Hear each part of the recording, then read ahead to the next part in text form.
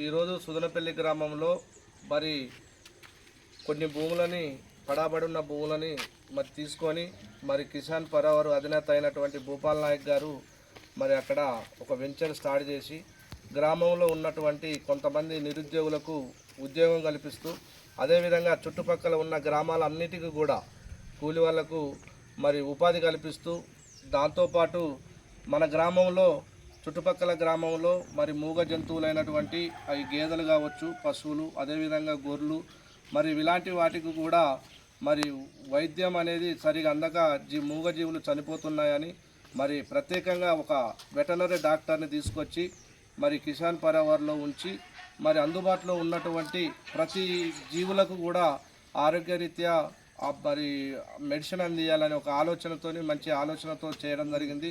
Recently ఒక 15 రోజుల క్రితం ఒక బర్రె గుడ్లమాయ వెళ్ళటం జరిగింది. మరి ఆ గుడ్లమాయ వెళ్తున్న తరుణంలో ఆ డాక్టర్ ఫోన్ చేయగా చేసిన 10 నిమిషాలకు వచ్చి ఆ బర్రెను కాపాడటం జరిగింది. మరి అదేవిధంగా ఈరోజు సుదనపల్లి గ్రామంలో ఒక గొర్రె 3 పిల్లలు పెట్టడం జరిగింది. దాని ఆరోగ్య పరిస్థితి మీద తెలుసుకోవటం వచ్చి రావటం డాక్టర్ని పంపించి వాటి పరిస్థితి ఎలా ఉందని తెలుసుకోవడం జరిగింది. మరి అదేవిధంగా ఇలాంటి కార్యక్రమాలు మరి ఈ గ్రామంలో కాదు కొరివి మండలంలో మొత్తం కూడా అన్ని వేళలా అందరికీ అందే విధంగా డాక్టర్ సలహాలు ఉంటాయి. మరి వాట్సాప్ కూడా క్రియేట్ చేయడం జరిగింది.